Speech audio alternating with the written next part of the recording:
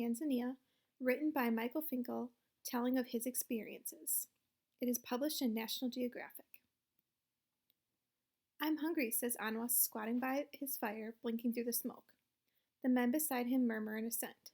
It's late at night, deep in the East African bush. Singing a rhythmic chant drifts over from the women's camp.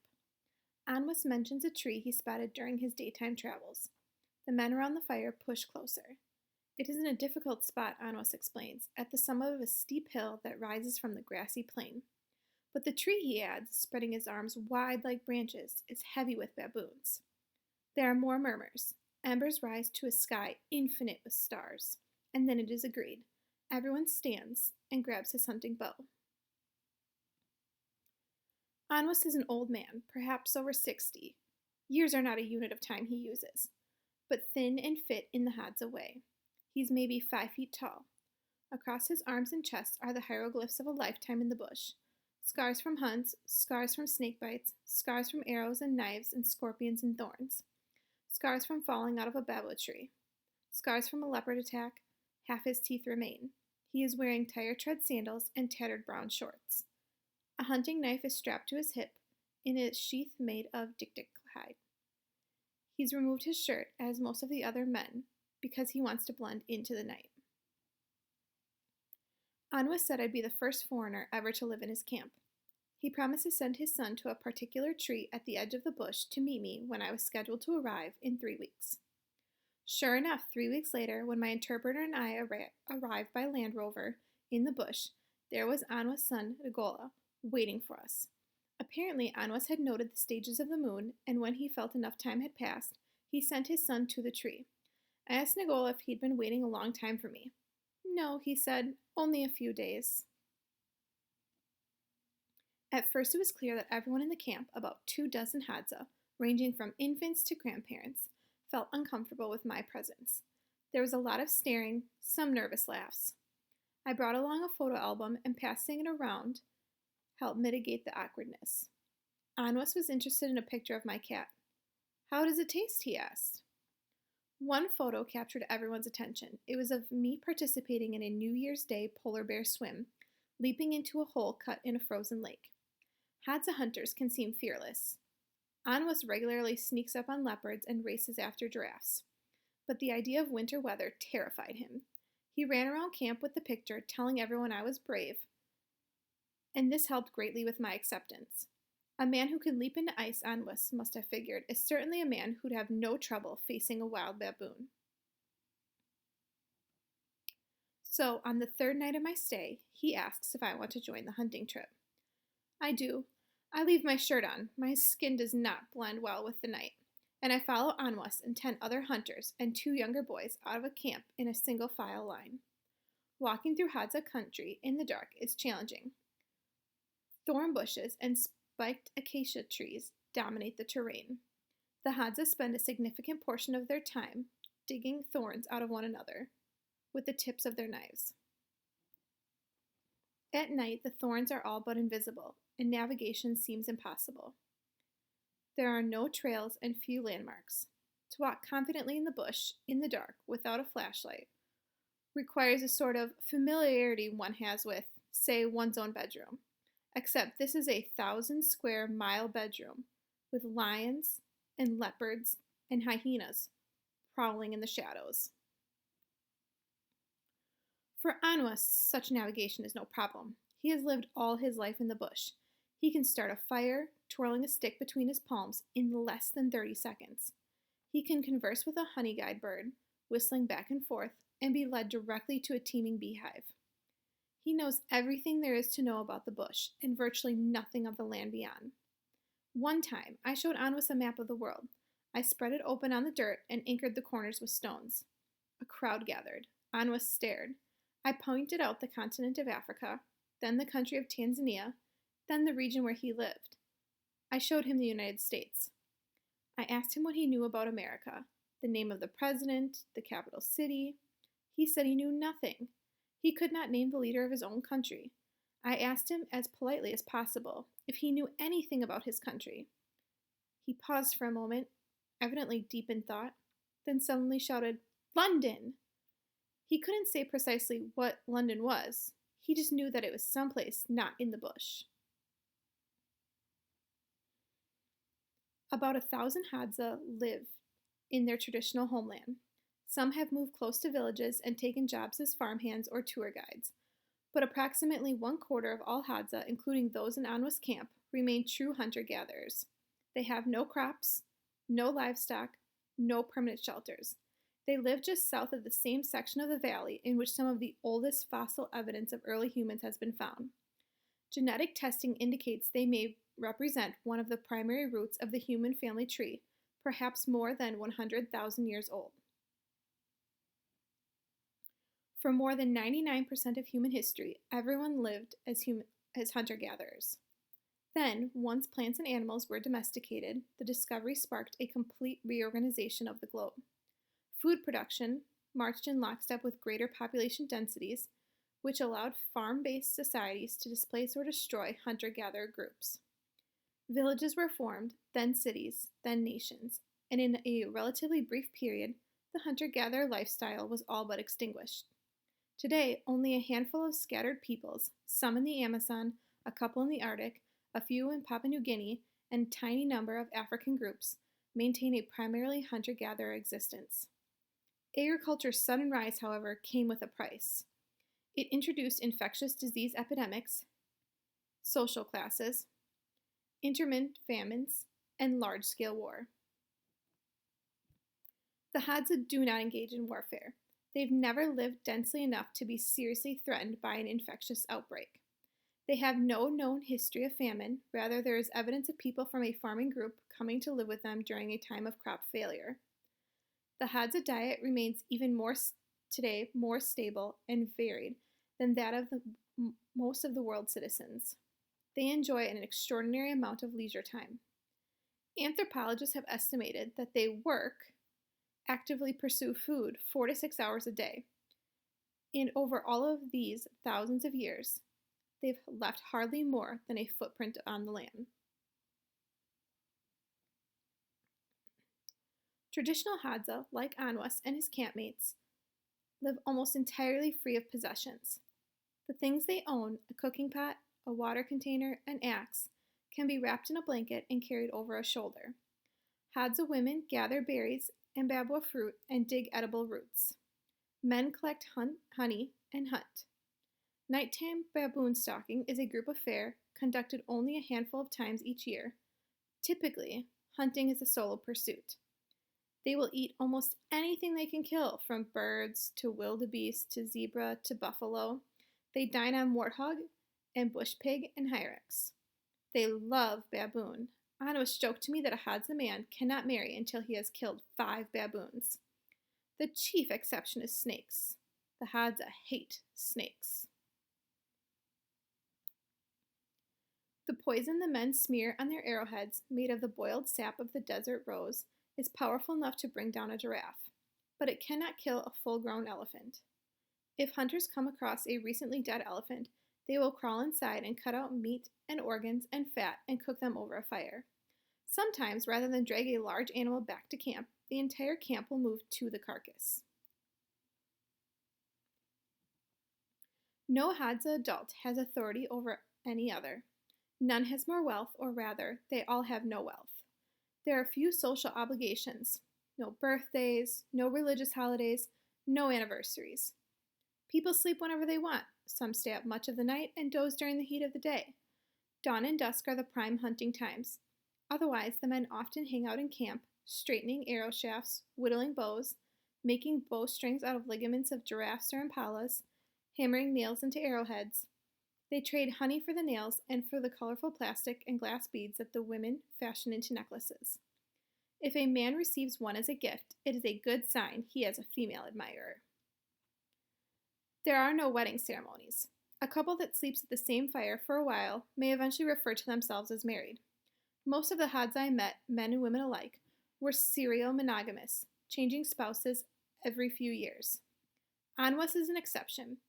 He and his wife Mile have been with each other all their adult lives, and they have 7 living children and several grandchildren. There was a bevy of children in the camp, with the resident grandmother, a tiny, cheerful lady named Nasula, running a sort of daycare while the adults were in the bush. Except for breastfeeding infants, it was hard to determine which kids belonged to which parents. If a hunter brings home a kill, it is shared by everyone in his camp. This is why the camp size is usually no more than 30 people. That's the largest number who can share a good-sized game animal or two and feel decently full. They move camp roughly once a month when the berries run low or the hunting becomes tough or there is a severe sickness or death. Maduro is the one who assumes responsibility for me during the nighttime baboon quest. Have you ever seen a baboon up close? They have teeth designed for ripping flesh. An adult male can weigh more than 80 pounds. And here we are, marching upward, purposely trying to provoke them. The Hadza are armed with bows and arrows. I have a pocket knife. Abruptly, there's a new sound. The crack of branches snapping overhead. The baboons are descending, shrieking. Maduro freezes, drops to one knee, slides an arrow into position, pulls back the bowstring. He is ready. I'm hiding behind him. I hope that no baboon runs at us. I reach into my pocket, pull out my knife, unfold it. The blade is maybe 2 inches long. It feels ridiculous, but that is what I do. The screeching intensifies, and then directly over us, in stark silhouette against the backdrop of stars, is a baboon, scrambling, moving around along the rock slip. Maduro stands, takes aim, tracking the baboon from left to right, the arrow slotted, the bowstring at maximum stretch. Every muscle in my body tenses. My head pulses with panic, and I grip my knife.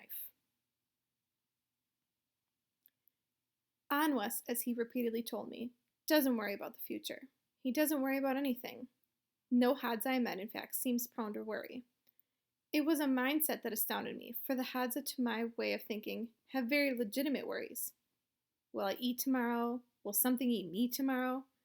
Yet they live a remarkable present tense existence.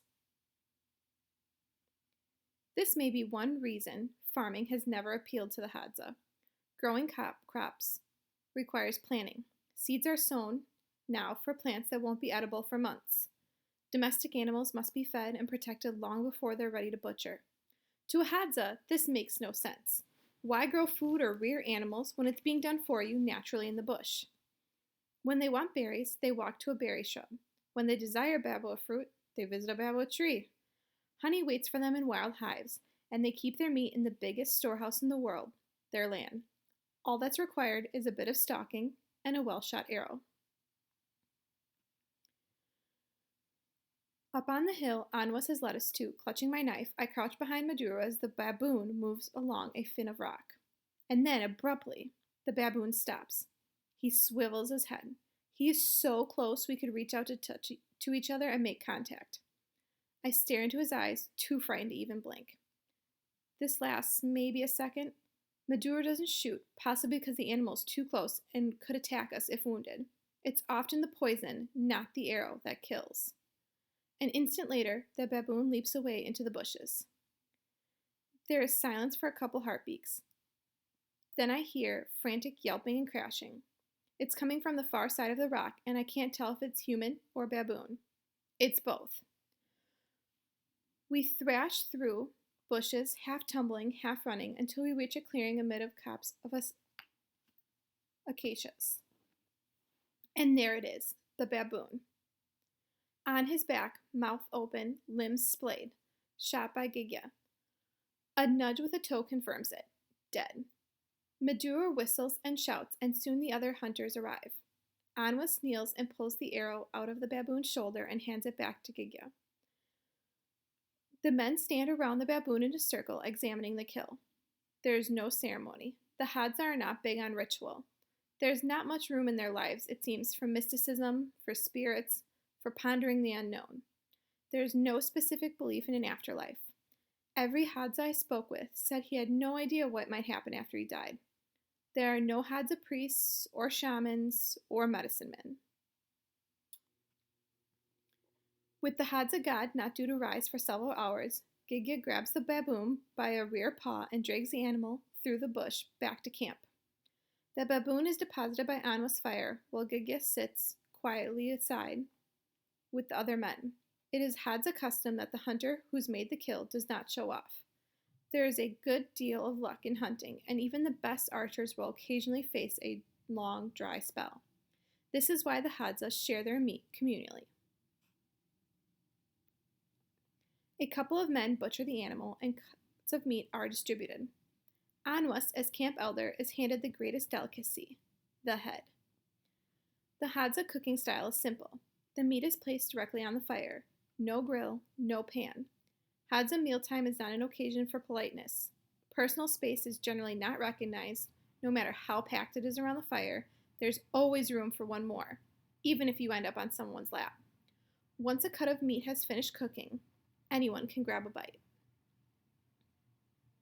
And I mean grab. When the meat is ready, knives are unsheathed and the frenzy begins. There's a grasping and slicing and chewing and pulling. The idea is to tug a hunk of meat with your teeth, then use your knife to slice away your share. Elbowing and shoving is a standard behavior. Bones are smashed with rocks and the marrow sucked out. Grease is rubbed on the skin as sort of a moisturizer. No one speaks a word, but the smacking of lips and gnashing of teeth is almost comically loud. I'm ravenous, so I dig into the scrum and snatch up some meat. Baboon steak, I have to say, isn't terrible. A touch gamey, but it's been a few days since I've eaten protein, and I can feel my body perking up with every bite. Pure fat, rather than meat, is what the Hadza crave, though most coveted are the baboon's paw pads. I snag a bit of one and pop it into my mouth, but it's like trying to swallow a pencil eraser. When I spit the gob of paw pad out, a young boy instantly picks it up and swallows it. Anwas, with the baboon head, is comfortably above the fray. He sits cross-legged at his fire and eats the cheeks, the eyeballs, the neck meat, and the forehead skin, using the soles of his sandals as a cutting board. He gnaws the skull clean to the bone, then plunges it into the fire and calls me and hunters over for a smoke. Anwas then reaches into the fire and pulls out the skull. He hacks it open like a coconut, exposing the brains, which have been boiling for a good hour inside the skull. They look like ramen noodles, yellowish white, lightly steaming. He holds the skull out, and the men, including myself, surge forward and stick our fingers inside the skull and scoop out a handful of brains and slurp them down. With this, the night, at last, comes to an end. The baboon hunt, it seems, was something of an initiation for me. The next day, Nuru hacks down a thick branch from a matataco tree, then carefully carves a bow for me, long and gracefully curved. Several other men make me arrows. Anwas presents me with a pipe. Miku handles my shooting lessons. I begin to carry my bow and arrows and pipe with me wherever I go, along with my water purification kit, my sunscreen, my bug spray, and my eyeglass cleaning cloth. I am also invited to bathe with the men. We walk to a shallow, muddy hole, more of a large puddle, with lumps of cow manure bobbing about, and remove our clothes.